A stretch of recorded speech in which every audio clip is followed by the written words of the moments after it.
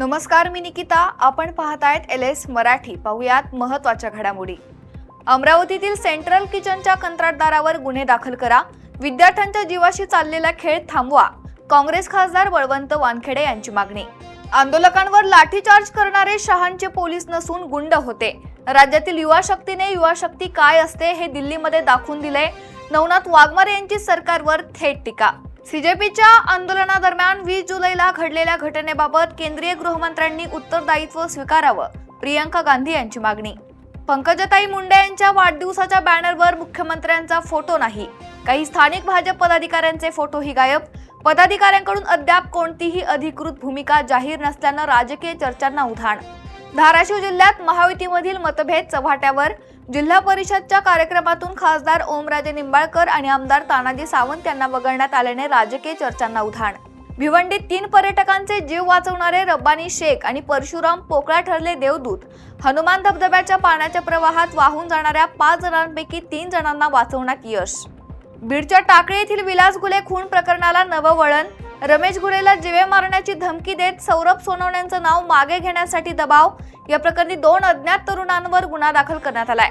बागलांच्या tomato उत्पादक शेतकऱ्यांना मोठा फटका. मुसळधार पावसामुळे शेतात पाणी साचल्याने टोमॅटोचे नुकसान. शेतकऱ्यांवर आर्थिक संकट ओढवल्याने तातडीने नुकसान भरपाई देण्याची मागणी. मावळमध्ये दमदार पावसामुळे भात लागवडीला वेग. यंदा चांगल्या भात उत्पादनाची आशा असल्याने बळीराजा आनंदात. वाशिम मधील जवळका रेल्वे हद्दीत धक्कादायक घटना. रेल्वेतून पडून एका प्रवाशाचा मृत्यू. मृत व्यक्तीची ओळख अद्याप पटली नसून पोलिसांकडून घटनेचा पुढील तपास सुरू. जळगावमध्ये चोपडा ग्रामीण पोलिसांची मोठी कारवाई. 7 किलो गांजा जप्त. 3 संशयितांना अटक. 6 लाखांचा मुद्देमाल जप्त. हिमायतनगर भोकर राष्ट्रीय महामार्गावर भरधाव कारची रस्त्याच्या कडेला उभ्या असलेल्या 2 दुचाकींना धडक. अपघातात 2 जण गंभीर जखमी. उपचारादरम्यान एकाचा मृत्यू. सिंधुदुर्गमध्ये मुंबई गोवा महामार्गावरून जाणाऱ्या टुरिस्ट कारच्या बोनेटमध्ये आढळला साप.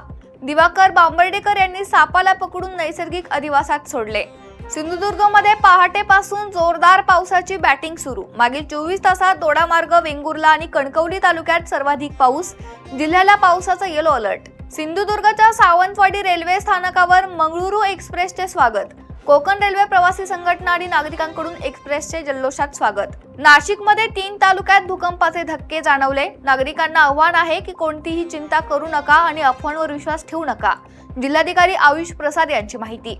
या होत्या काही महत्त्वाच्या घडामोडी. पाहत रहा LS मराठी.